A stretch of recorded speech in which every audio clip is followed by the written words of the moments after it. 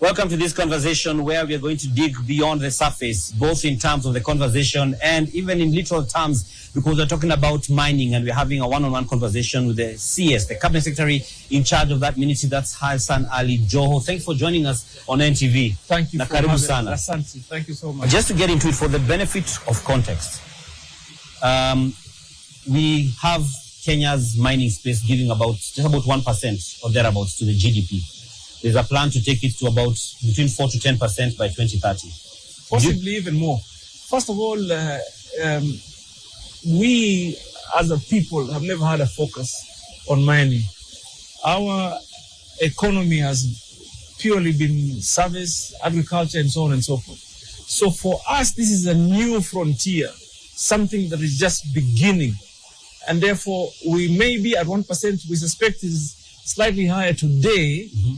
And our target, we're going to be looking at more than 10% within the shortest time possible. So 7% progressively, but we believe strongly mining can contribute possibly between 10 to up to even 20% of our GDP. So when you talk about eventually, yes. When you talk about the timelines, even just based on the data from your ministry, you talked about 2030 getting to 10%. You think we can get there before then?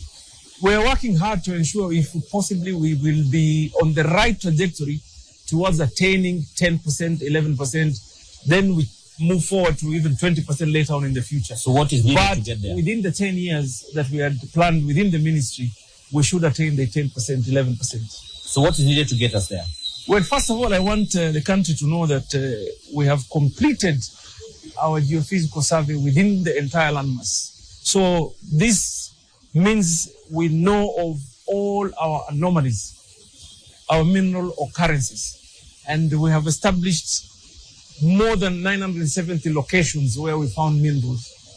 And we have done quite a bit of work for ground truthing, meaning what we picked using technology, we have ascertained by deploying our geologists and taking samples and drilling in some areas so that we are certain whatever the geophysical survey picked is actually the truth on the ground. So meaning we know the kind of minerals we have in our country today.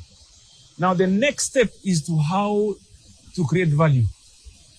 And one of the reasons as to why I'm optimistic of achieving the target faster than we anticipate, because of the lessons we are now learning, or we have learned from other places where they have done mining, say for 100 years, 30 years, 40 years. And our own plan as a country and as a government and as a people, what we need to do to ensure we optimize on the opportunities. All right. And I'm sure we'll keep touching on it as we go along, because that's the overall picture.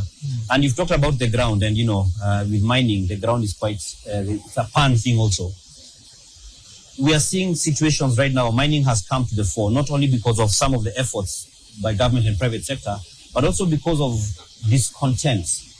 When you look at areas where we've got some of the gold mining situations, we have in Kakamega County, in Siaya, to a point where we've gotten lives being lost. Why are we here? Well, first of all, in mining, there is this thing called social license, which really involves the people. Yes. I also realize there's a lot of misinformation going around. For example, I want to give you the story of Shangala, where we will be possibly visiting tomorrow. Many people would easily make pronouncements. I've heard some people say, for example, either Habun Yetu, and we should be protecting it, and we should, capture it and take it, extract it. But the fact of the matter is that the communities within those areas have been extracting gold at their own level using artisanal means.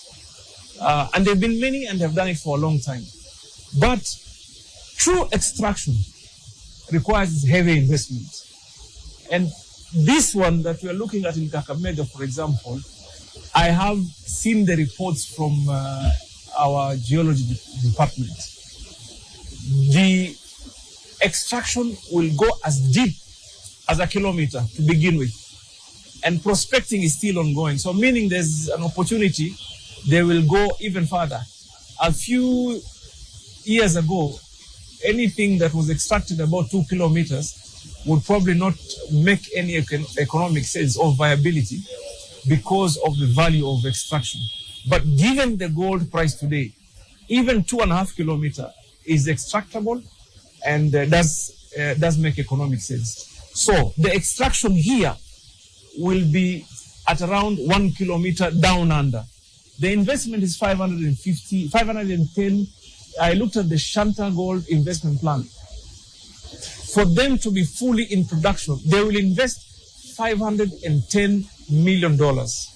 Now, what does that mean to the local community? Number one, there's a large component of local content that is very critical in creating opportunities for suppliers, for workers, and so on and so forth.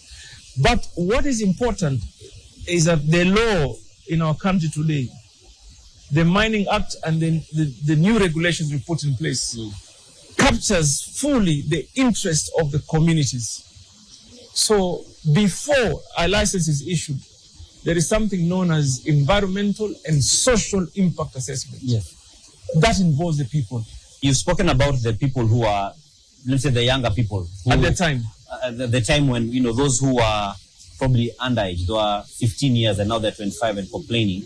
But we've also seen people who are more of the older generations who have got concerns about not being involved in the process. Not being involved meaning what? Like being informed or being involved? Because being involved is broad. According to me, being involved is broad. Okay, let me take you through a process of licensing. Number one, if I want to come and prospect, say in this area, I do what I told you first, environmental and social impact assessment. Yes. Number two, if this land belongs to an individual, then I directly have to negotiate with the individual to either give me consent or lease the land or even do a partnership. If it belongs to communities, then you must be given, even before you apply, even before you have access onto the cadastre of the ministry to make an application, let alone filing, even to peg, you must attach community consent in land of community land, in the case of community land. In other private lands, then you must also get a consent. Government, for example, if you want to extract or do mining in a place where there is a university, you have to engage the university. They have to make a decision whether it is viable to prospect and what would be the terms. So it's a process and you have to negotiate. But they have much of an option, really. They do, unless... Because when you say the minerals are a national resource. Minerals, all minerals by that down belong to the states. Yes. Belong to the public. But what's important is that everybody has a role. Everybody is rightfully placed within the law, meaning they have a say. I can't walk into someone's house and extract without consulting with him. So what the law also provides, if for example, we have found real geological valuables in a place. Say we've come to your house and reliably we're aware there is a good number of ounces of gold, and we have approached you, or an investor has approached you, you have negotiated, and you have failed to agree completely, and unreasonably so. It is only at that point where government can step in and do compulsory acquisition. The law provides. But without that, if the opportunities are properly shared and negotiated, so far we have never had a case where during this time we have thought of compulsory acquisition. But you remember, this titanium, the government procured the land. And from the people, and they located the people. Now the life of the mine has come to an end. So there's very rigorous processes that are well captured within the law and there are regulations. So where is the disconnect? Because when you say, like they say, the law is very clear, and you say the law has been followed. But the law must be followed. And we have seen people who are genuinely, at least appear to be disgruntled about this whole process. So where is the disconnect? Number one, I believe the law provides for responsible and sustainable ways of extraction, value addition, industrialization, because mining, in my opinion, can completely revitalize, spur our industrialization in the country. Because we have all the critical minerals by the global definition. We even are redefining, forget about what we named as strategic minerals. We also are redefining what may be critical for us. For example, I've tasked my teams to go around the country looking for phosphate for me. They gave me results yesterday. They have found phosphate. Phosphate, if processed, it means this country will no longer import fertilizer. And the deposits where I'm looking at today are promising, possibly for a long period of time. If we extract, process, their products will produce all these things that are used for example, toothpastes, beauty products. So ideally to reduce the cost of production of many things. No, we will produce in the country. We'll produce in the country. Number one, we will produce in the country. Number two, the cost will be lower. We'll possibly increase on our export abilities or capacity. Then we will save on importing. So that all these monies, that I think the government is spending about 18 billion plus for subsidy on fertilizer that we don't need to, because part of the byproducts of phosphate, for example, is fertilizer. The other interesting conversation is, for example, you've heard about Mrima Hills. Yes. And the rare earth element around Mrima Hills and the interest that is in the global space. So, what is this critical mineral that people are looking at? Is a mineral called niobium. Yes. That is used mostly for defense equipment and so on and so forth. You know, strengthening of steel that can build many things in the defense system. But it has other byproducts that will come out of it. What I want to say is that many or so often or many times you don't find a mineral that comes or sits on its own. So in that area of rare earth elements, there's a big likelihood. In fact, not a likelihood, it is certain. There will be minerals like manganese. There will be minerals like possibly zinc. There will be minerals like phosphate. So what are we doing as government? What we are doing is to ensure the conversation will not be just about extraction. So you extract, you process, and value add. So you pick what is critical for you. You go with your niobium, but now you leave for also what is critical for us. Issues of industrialization, energy transition, production of fertilizer. Where we are today, and what I'm seeing in the future, by the way, in all the areas we're finding minerals, be it phosphate, be or rare earth elements, Kenya will be a great manufacturer of fertilizer very, very soon. So Waziri, give us some, you've painted a very desirable picture. But it's like that. Well and good. What timelines are we looking at? You people are not used to good news. No, we are. So what we want is, we want to manage our expectations in terms of knowing, is this phosphate dream, we call it that, this of saying that we'll produce our own fertilizer and even export. So let me say this. So what kind of timeline are you working with? First of all, you agree with me that we are now having a conversation about minerals that we never had. Yes. People for far too long thought we had only diatomite and fluorspar. In fact, that is what we were taught when we were in school. Fluorspar, diatomite. It was, we were fixated that, and people never bothered to want to find possibly the other potential around minerals in the country. So I want you to now get used on a positive story around minerals. And so that's why I'm looking at what the timelines are. It depends. So for example, if in gold extraction, there's two modes. Number one, when you go to prospect, you find what is called alluvial. mining, something that you find around the surface. So you just use excavators, process, and produce the final product. So as we speak, there's quite some activities around alluvial mining in the country, some of which largely was illegal, which we've now streamlined. Mining companies are now setting up proper planned projects that will now start to contribute to our GDP, number one. And it's not only, by the way, in gold, even in other minerals. For example, in Kilifi, in Taita Taveta, in Kilifi, in Tana River, in Kwale, the Indian Ocean line is known for heavy sands, titanium, zircon, zinc, manganese, and so on. So all those minerals, even communities have been extracting using rudimental equipment, using very basic means. So all that, we're trying to find value today. We're trying to find value today so that we can value add and contribute in a greater way today. So you will hear a lot of positive stories in the mining space. Okay.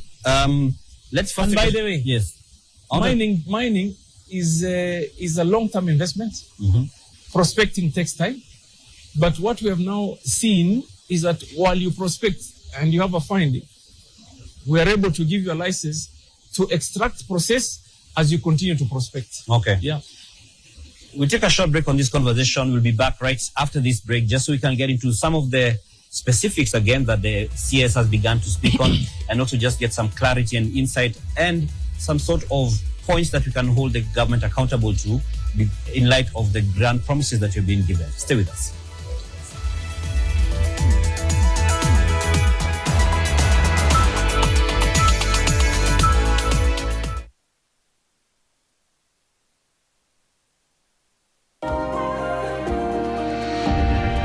When I have back pain, I reach for 2 tablets of Panadol Extra. With unique Optizop technology, Panadol Extra provides 3 times more pain-relieving power than standard paracetamol for fast relief from strong pain like headache, toothache, and muscle pain, and can get to work in 10 minutes so that I am ready to be there for those who need me. Stronger pain relief at only 20 shillings per pair. In today's world, access to basic healthcare is still out of reach for millions in Africa. Behind every number is a life, a mother, a child, a future. Across Africa, a future is being built in Nairobi. The World Health Summit Regional Meeting 2026 is a platform to share ideas, speak into what must change towards a healthier future. Be part of the conversation.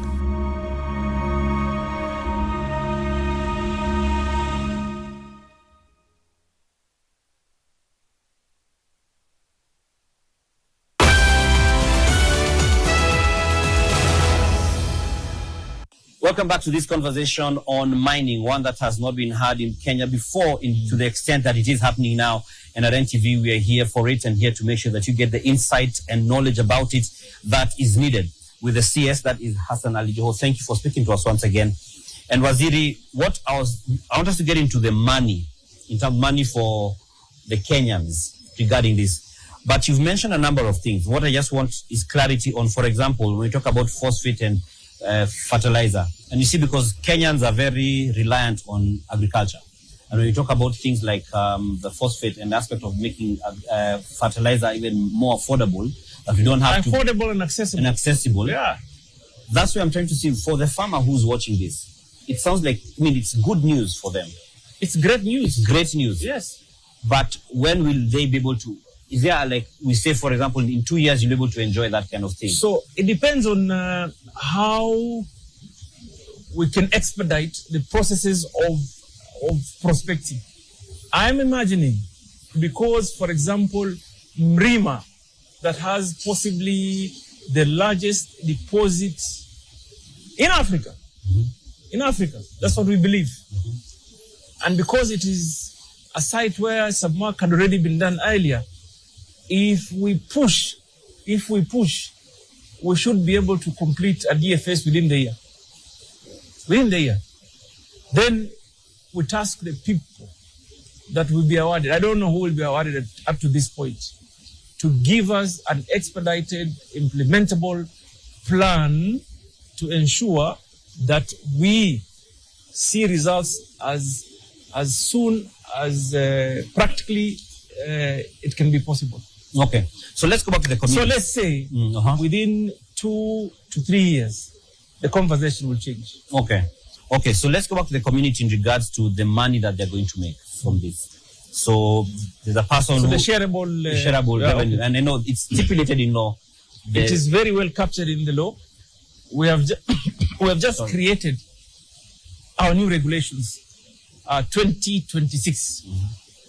And remember, this is one of the pledges I had put forward, even during my vetting, because I realized when I was looking at how things were being done, I realized there may have been a challenge on disbursement, timely disbursement of the resources. So, first of all, royalties are shared 3 ways. Number one, the national government gets 70%. Number two, the county government gets 20%. And the affected community gets 10%. To break it down in simpler terms, let me give you an example. We just had completed verification on base titanium. And the breakdown was that the affected community of the area is owed 880 million of their shareable 10%. Then the county 1.6, 1.7 billion thereabouts. That is what is owed to the communities.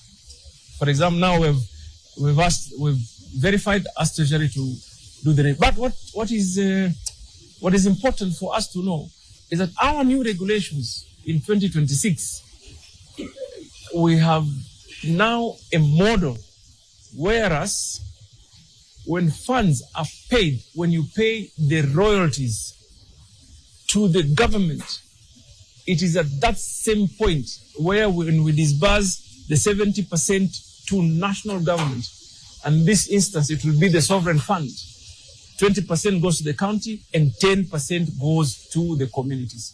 So as the funds are received, they are also distributed rightfully within the law. So when you talk about the sovereign wealth fund, and there are stakeholder engagements happening between the parliamentary committees and different stakeholders. One of the things that the Control of Budget as well as the Auditor General have raised is about the bill as it is now. It does not have enough checks and balances to ensure that the resources and the finances, talk about the resources, not necessarily the mine, the minerals, so to speak, but the monies have got proper oversight. So the Auditor General has raised a concern, as well as the Control of Budget, that there's not enough safeguards to ensure that those resources are not misused or are not under the somewhat independent control of the executive. Do you feel it's a fair assessment? Well, whatever assessment that may be, the only thing to do is to create the law that is robust enough. But do you see the argument that can? It's still it's still an ongoing process. So all those discussions are more than welcome, because what we want to achieve is to create a robust law that can stand the test of time. So all those views are critical and timely, because this is the time. What are we doing in our space is to be ready. When there's an agreement on how the law is structured, we have a plan on how we will take our God-given endowment or valuables and save it for the future generation. And by the way, it is almost standard practice. The largest sovereign funds around the world, be it Norway, be it Denmark, is largely contribution from their God-given resources. So my last question on this, and it just touches again on the money. For instance, you see the promo that we have on air, which is online as well, where we have some of the artisanal miners, some of the women who say, there's a lady who there says they wake up really early, They go and do their work, their hard work, but they have hardly anything to show for it. And if you are to look at the rates currently, like if you look at a gram of gold, 168,000 today? Yes, so it's about when you convert into shillings, it comes to about 24K is about 19,000. So it's ranging between 14 to 19,000. How come this lady is not experiencing this reality? So it becomes there's the story of the internet and then the story of her life. I tell you something. So number one, first I want you to know that as government we've decriminalized artisanal practices, meaning they are not to be harassed, they're not to be arrested, they're not to be in any way disorganized. Mm-hmm. What do we want to achieve is to organize them, put them in cooperatives. We've even gone a step further. Like I have gazetted quite a number of committees that are supposed to license artisanal from the local level. Mm-hmm. Here in Kisumu County, I think I have gazetted a committee in Kakamega, mm-hmm. in Vihiga, in Narok, and many other places. We have gazetted the cooperatives that will oversee the processes of ensuring artisanal is regulated. They're self-regulated, mm-hmm. self-regulated. But what's important for us is what do we do to ensure they get the right value? Number one is to recognize the process of preparing mm-hmm. for what they find to be marketable, meaning leaching and these other things. So government has done what? Has now licensed quite a number of leaching facilities, number one. Number two, we have now developed criteria for aggregation. For aggregation, meaning you have a point where once you find your half a gram, 1 gram, 2 grams, whatever the grams, yes, you have a point where you can go that is government recognized, licensed, you walk in and you can sell your finding at the right price, at the right global price for that moment or at that moment. So what has been done to these people who you're saying? Because my understanding from what you're saying is we have these guys who are somewhat middlemen who you say are taking advantage. You do away with middlemen by providing for an alternative. So they're not doing anything. They've never had an alternative. So they're not doing anything illegal. They're just exploiting. It is, first of all, it's negative. Immoral. It is negative exploitation. But even us, we hadn't put mechanisms in place to safeguard the interests of the artisanal. Mm. We didn't have aggregation centers. We didn't even know who was trading in gold at the grassroots level. So now we do, because we are licensing. Okay. And I have some enforcement team. We have zeroed in to enforcement at the county. Initially, we found that they were doing enforcement at the regional level. You find someone sitting, for example, in Nyanza regional office.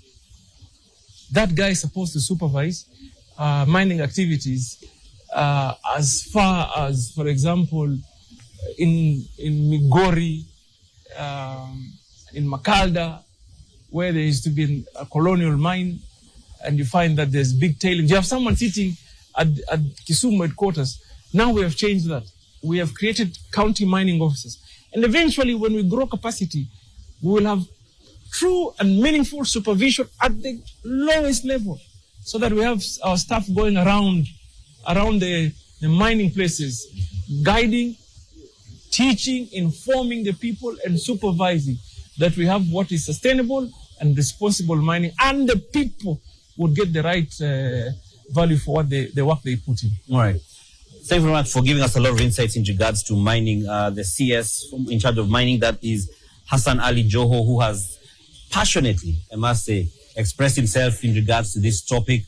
And we shall continue having conversations around this, not just in this sitting, but even at different platforms on NTV, not just tonight, tomorrow, and across the week ahead. You know, we have a conference. Yes, we have a conference. On the 28th and 29th, mm-hmm. where we will showcase to the country what we have, our endowments, mm-hmm. our regulations, our law. We will introduce our officers to investors, so that everybody in the world should know what we have in Kenya, and come and invest here meaningfully and sustainably. The Mining Investment Conference and Expo 2026, 28th to 29th of April. You know where it is? In Nairobi at Agile Hotel. It's called Agile Grand Hotel. Grand Hotel. Thank you very much. Thank you, sir. We close that conversation there.